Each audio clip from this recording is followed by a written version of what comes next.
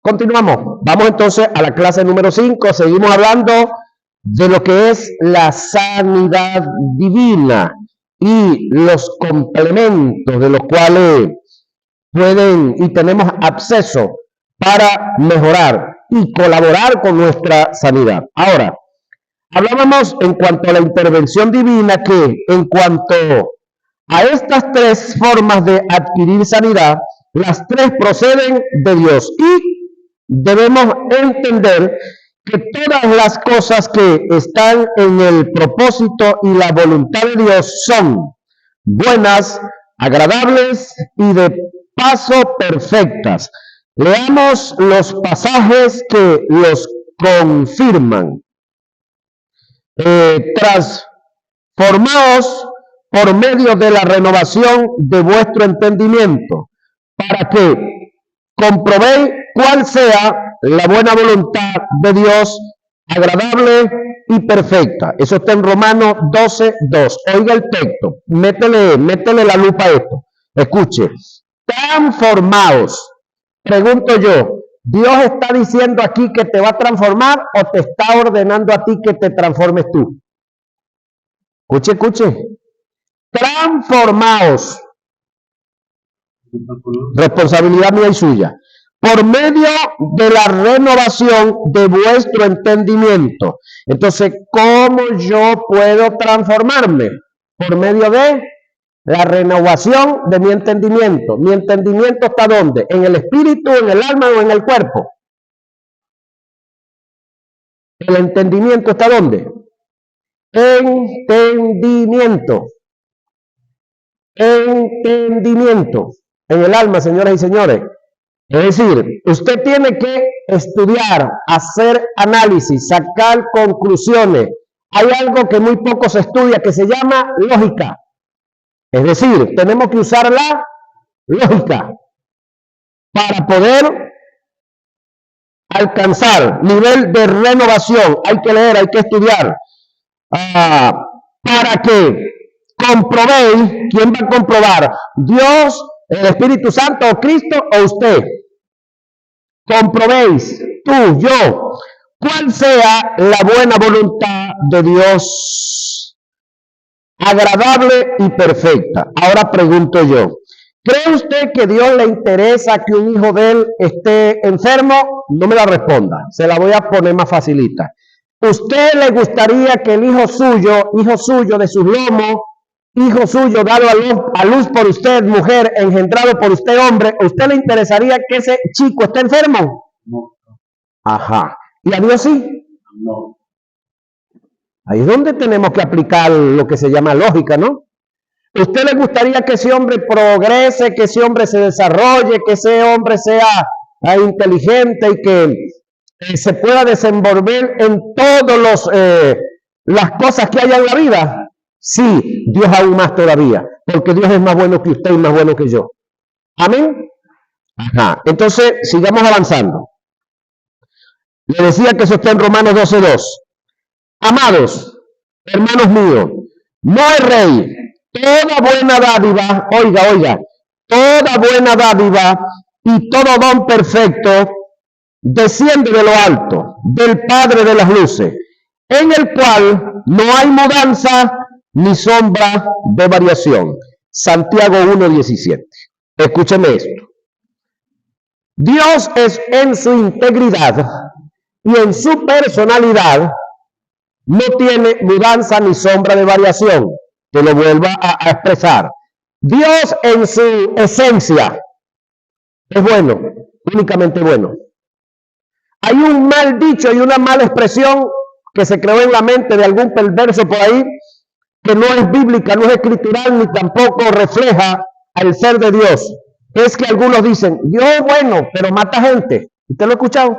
Yo lo he oído.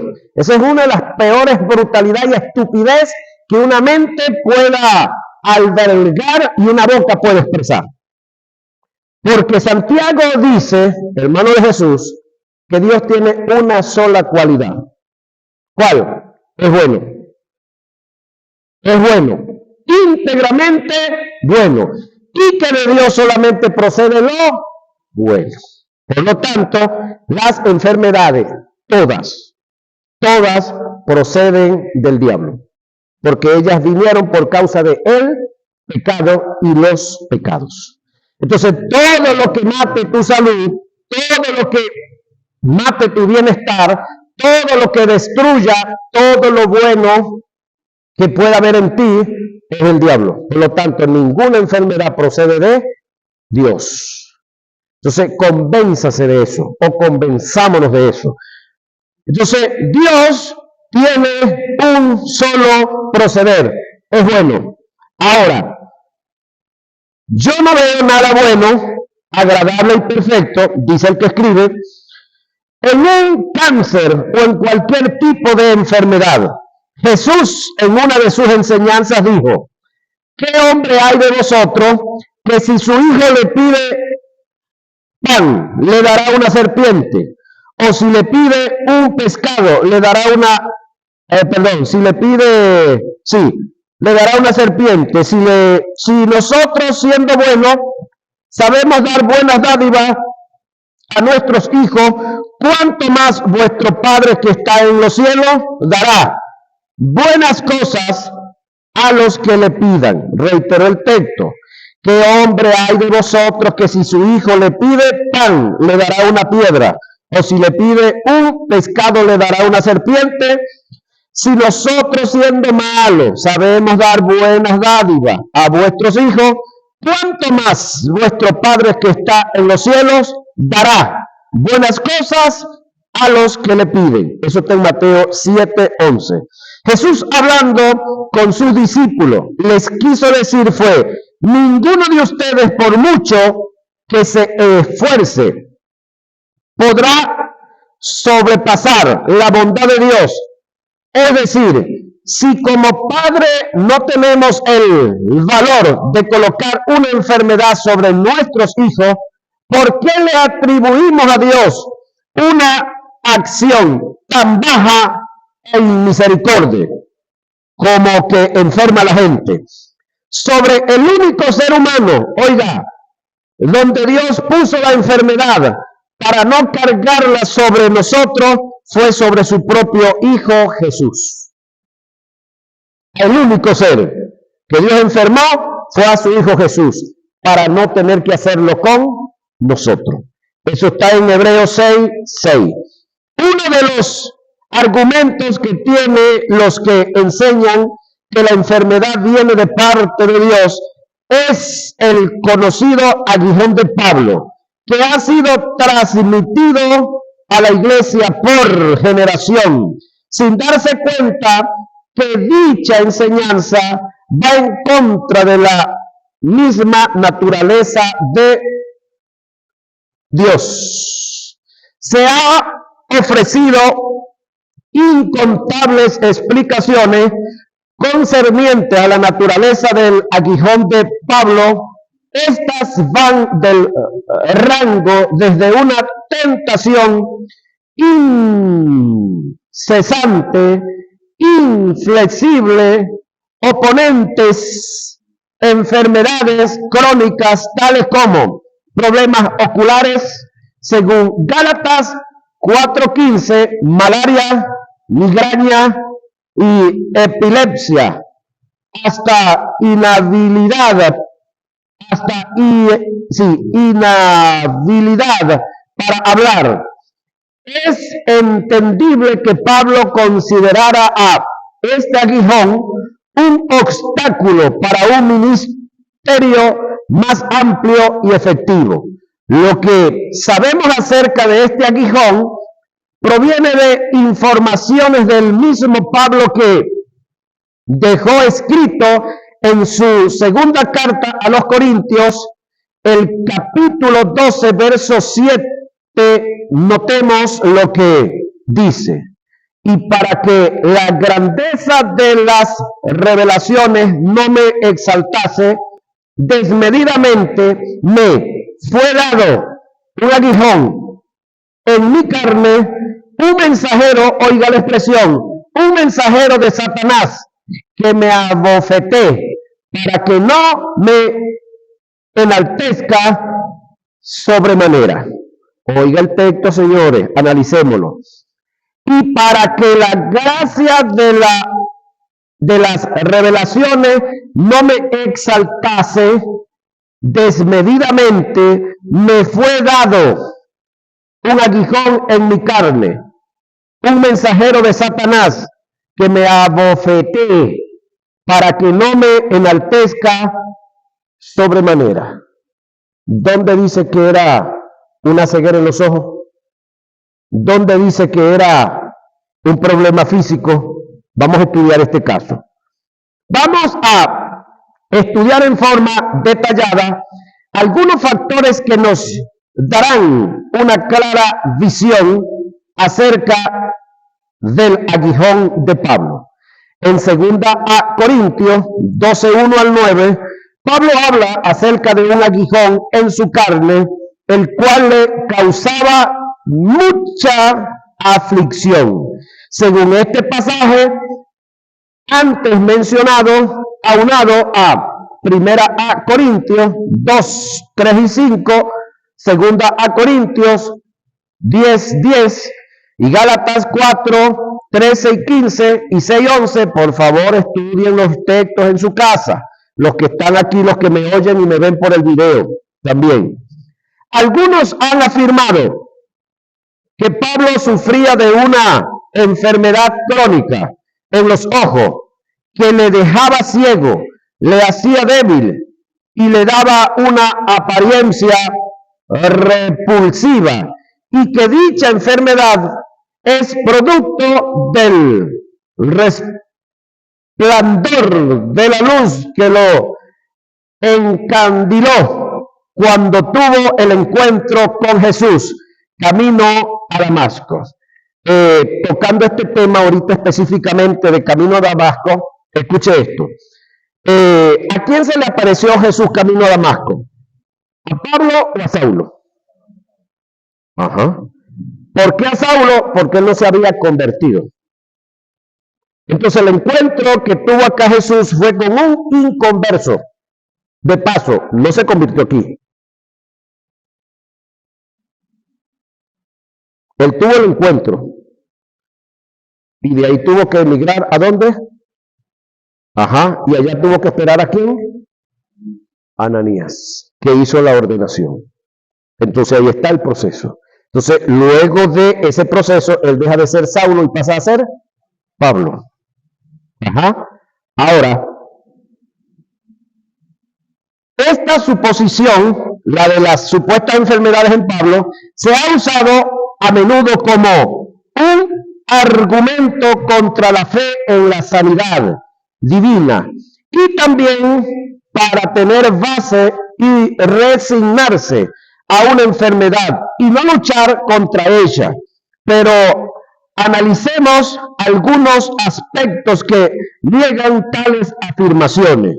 La expresión aguijón en la carne no se usa ni siquiera una vez, oiga, en el Antiguo o Nuevo Testamento. Nunca se había usado para hacer referencia a la enfermedad, sino como una ilustración a la persecución. Vaya analizando. Cada vez que la expresión es usada en cualquier parte de la Biblia, se señala específicamente el significado del aguijón en la carne.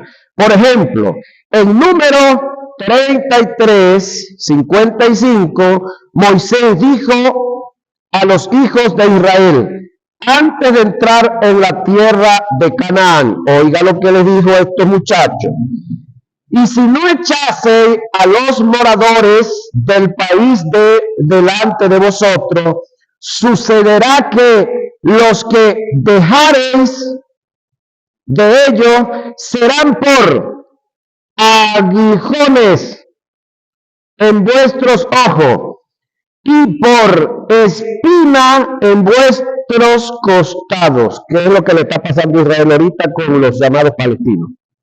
Consecuencias de esto. ¿Cuál es la orden que Dios les dio?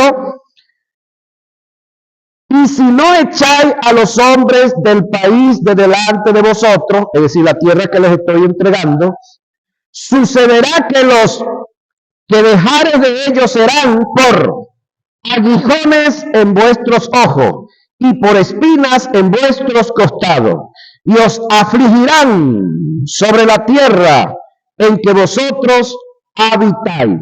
Si usted quería saber cuál es el problema o por qué Israel tiene el problema que tiene, aquí está la raíz. Dios le entregó la tierra de Canaán, no Palestina, señoras y señores. Canaán es la palabra original de esos terrenos. Ellos no sacaron a todos los que tenían que sacar y eliminar de ahí. Ellos dijeron que esa tierra era muy grande, que iban a dejarlos para que ellos sirvieran de esclavos, pero resulta que Israel, cuando después fue invadida y deportada, cuando ellos regresaron, ¿quiénes se habían adueñado de la tierra? ¿Y quiénes están dueños de la tierra ahora? ¿Capta ahora? Ok. Entonces el detalle aquí, la palabra aguijón y estaca no tiene nada que ver con enfermedades, tiene que ver con gente. Según este pasaje, las escrituras claramente nos dicen que los aguijones en los ojos y las espinas en los costados eran los habitantes de Canaán y no se refería a ningún tipo de enfermedad. 8 años después, Jesús también dice en el capítulo 23 con relación a las naciones paganas, en Canaán serán como azote para vuestros costados y espina para vuestros ojos. Josué, dice Jesús, Josué, de esta forma vemos nuevamente que los azotes en sus costados y los aguijones en sus ojos eran los cananitas y no ojos o costados enfermos. En el caso del apóstol Pablo, no se escapa de esta verdad. Él mismo en forma precisa declara que el aguijón en la carne era el mensajero de Satanás. Debemos tomar en cuenta que el término mensajero utilizado en el pasaje es ángel, que en las traducciones bíblicas nunca es utilizado ni es aplicable, a una enfermedad, sino a un ente moral libre, es decir, un demonio. Tampoco dicho término era utilizado para hacer referencia a circunstancias o cosas. Por lo tanto, según este principio gramatical, no se debe utilizar el término ángel para hacer referencia a la enfermedad en referencia al aguijón de Pablo. Por esta causa y por lo dicho al principio, algunas versiones bíblicas lo traducen textualmente como sigue: me fue dado un ángel del diablo o un emisor de Satanás. Con esto damos por declarado o descartado que el aguijón de Pablo fuera una enfermedad. El apóstol lo presentó como un mensajero ángel del diablo, el cual le causaba resistencia. Por otro lado, el término abofetear, que aparece en el pasaje en relación a la persecución del tal aguijón es calafizo, que indica golpear con el puño en una forma seguida. Es decir, abofetear significa dar golpes tras golpes, como cuando las olas golpean contra el barco. De acuerdo a esta observación, la versión de Whitmonty lo traduce como sigue: el ángel de Satanás lidiando golpe tras golpe, ya que abofetear se refiere a recibir golpes intensamente repetidos. Si las bofetadas que Pablo recibió se refiere a una enfermedad, según las características del término abofetear, debían ser muchas enfermedades o la misma enfermedad repitiéndose muchas veces. Entonces Pablo pasó toda su vida enfermo, según estos sujetos que enseñan sobre el aguijón de Pablo y dicen que es una enfermedad. La palabra abofetear también se puede entender como asolar, perseguir, instigar, que es el sentido que Pablo le da al término debido a las intensas persecuciones en el momento de la conversión de Pablo. Jesús le dijo a Ananías acerca del porvenir de Pablo: porque yo le mostraré cuánto le es necesario padecer por mi nombre. ¿Te recuerda cuando Ananías trata de echarse atrás y le dice: ya va, Ananías, vaya, porque el instrumento me es este para llevar mi nombre ante muchas naciones, y yo le mostraré cuánto le es necesario padecer por mi nombre? Hechos 9:16. Pablo declara una lista de ciertas persecuciones y situaciones difíciles, las cuales voy a describir, y que a su vez está haciendo referencia, sin lugar a dudas, a las bofetadas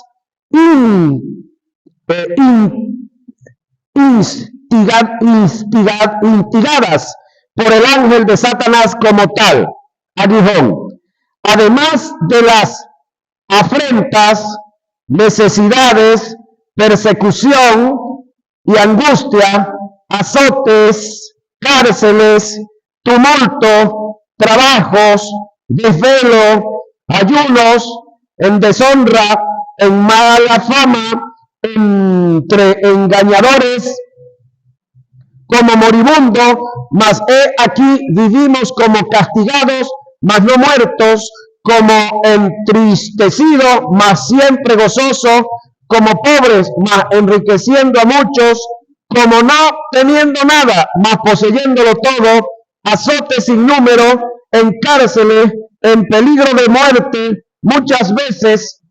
De los judíos 5 veces he recibido 40 azotes menos uno, 3 veces he sido azotado con vara, una vez apedreado, 3 veces he sufrido naufragio, un día y una noche he estado como náufrago en alta mar, en camino de peligro muchas veces, en peligro de río, peligro de ladrones, peligro de los de mi nación, peligro de los gentiles, peligro en la ciudad, peligro en el desierto, peligro en el mar, peligro entre falsos hermanos, en trabajo, en fatiga, en mucho desvelo, en hambre, sed, en muchos ayunos, en frío, en desnudez, despreciado, perseguido, difamado, hecho como la escoria del mundo, el desecho de todos hasta hoy lo he sido.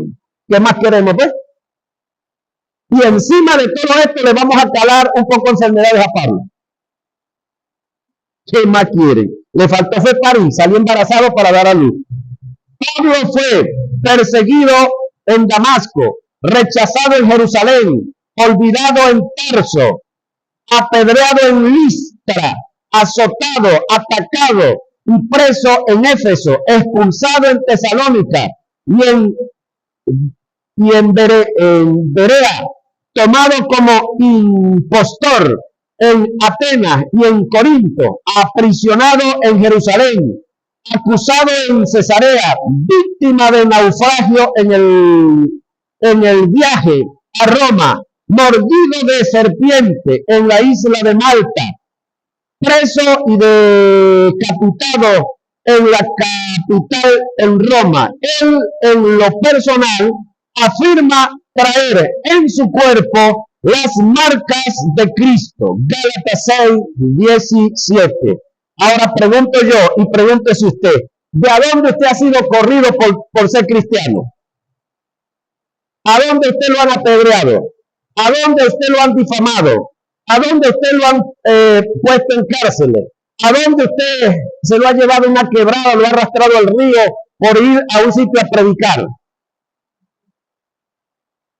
Ajá. Entonces, el término marcas usado en el pasaje es del griego estigma, que indica las impresiones que se hacen con un hierro candente.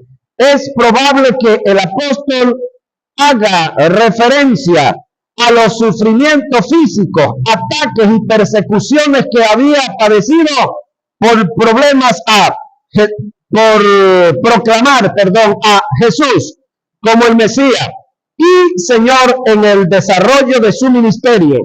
¿Quién sino el ángel de Satanás puede ser el responsable de todos estos sufrimientos y persecuciones? Por todo lo analizado, debemos aceptar que el aguijón de la carne no era ningún tipo de enfermedad, sino las persecuciones y afrentas que venían de parte de Satanás por causa del desarrollo del ministerio de Pablo a las revelaciones e iluminaciones que había recibido. Otra de las tradiciones que debemos descartar es la versión según la cual dice en una forma específica que el aguijón de Pablo era una enfermedad en los ojos, un género de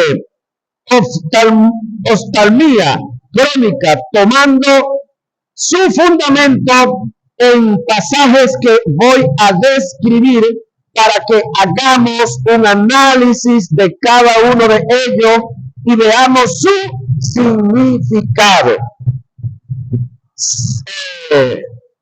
Sabéis que a causa de una enfermedad del cuerpo os anuncié el evangelio al principio y no me despreciasteis ni desechasteis. Eso está en Gálatas 4:13.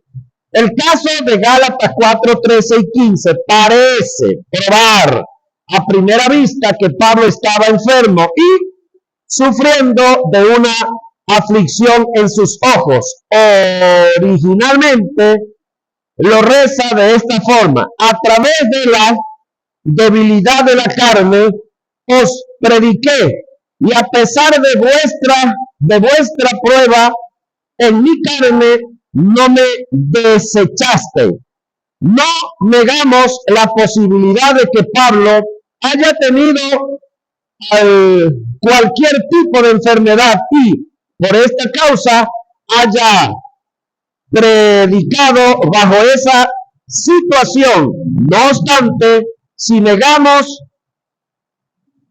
rotundamente la posibilidad de que Pablo haya hecho de la enfermedad un estilo de vida o un instrumento de conmiseración, lástima, como muchos lo han entendido y de paso lo han enseñado.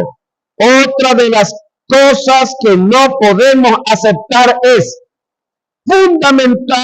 fundamentarse en Gálatas 4:15 para afirmar que Pablo sufría de oftalmía crónica, porque os doy testimonio, oiga la expresión, de que si hubiese podido, os hubiera sacado vuestros ojos para dármelo. En este pasaje, Pablo no está haciendo referencia a un trasplante de ojos en el argot cultural.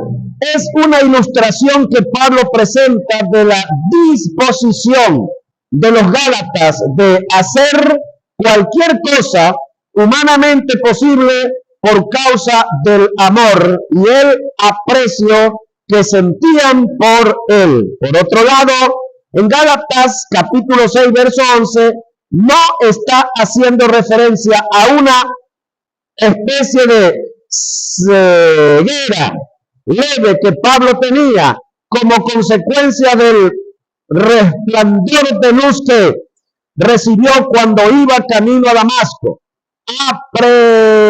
a perseguir a la iglesia. Pasemos a analizar ahora el pasaje. Mirad con cuán grandes letras os escribo de mis propias manos. Escuche esto. ¿Por qué Pablo dice que con cuán grandes letras escribe de sus propias manos? Porque no todas las cartas, no todas las veces, Pablo fue el que escribió las cartas que llegaron a los diferentes sitios. El libro de Romanos, que se le adjudica a Pablo, su autoría no lo escribe Pablo. ¿Sabía usted que Romanos no lo escribe Pablo? ¿Sabía eso?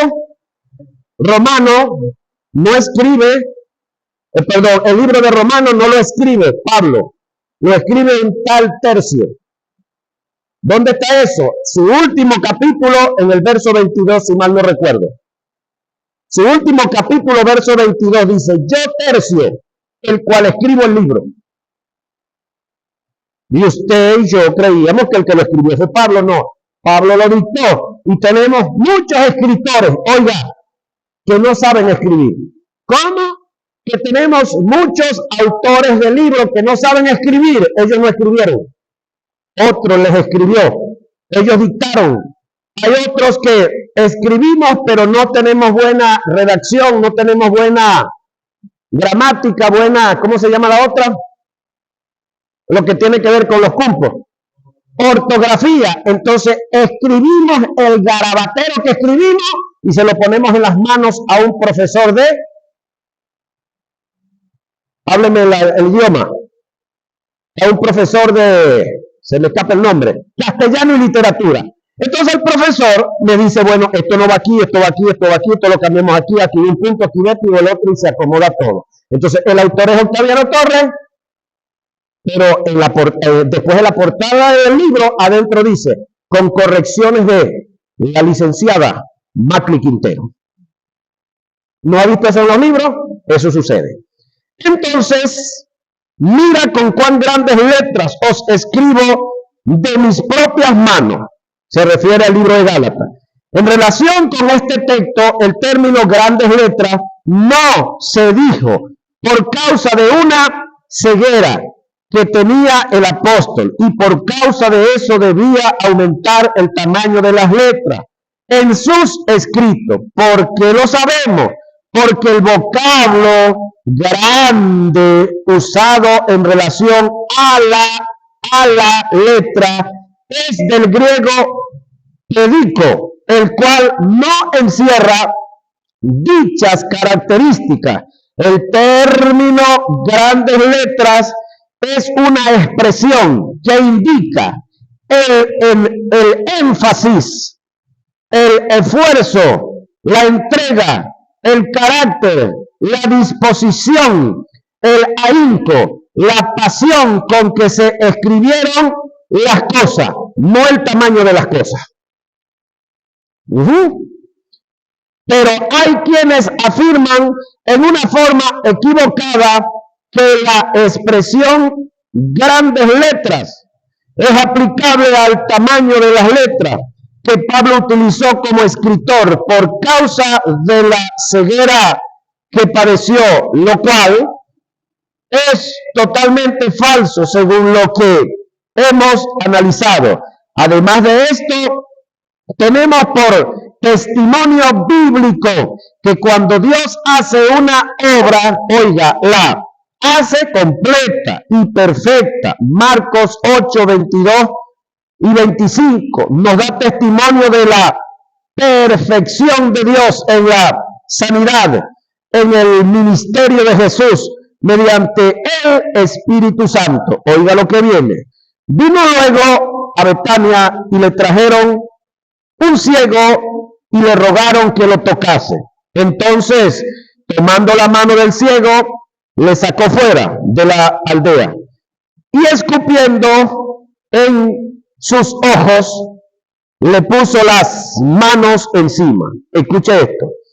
Una cosa es cuando Jesús, otro ciego que le trajeron, le escupió en el piso y hizo lodo, y otra cosa es que aquí le escupió en los ojos. ¿Estaría usted dispuesto ahorita a hacer esas dos obras o esas dos acciones que Jesús hizo? Usted como predicador, como predicadora, le traen un ciego y usted le va a escupir en los ojos. ¿Por qué Jesús escupe los ojos? Culturalmente, escupir sobre el sitio donde estaba la enfermedad era un tipo de maldición sobre la enfermedad. Era maldecir la enfermedad. En el caso del otro, que Jesús escupe en el suelo, hace lodo, es porque el tipo tenía la cuenca, no tenía el párpado. Entonces Jesús hace la bola de barro y se la metió adentro y lo mandó a lavarse en el estanque, y cuando regresó con los ojos. Ahí Jesús está manifestando algo que yo les enseñé en la adoración. ¿Se recuerdan de uno de los nombres redentivos de Dios como Jehová, el Elohim? ¿Qué es Elohim? Aparte de ser el Dios trino, Elohim, el Dios trino, no triuno, el Dios trino es el creador.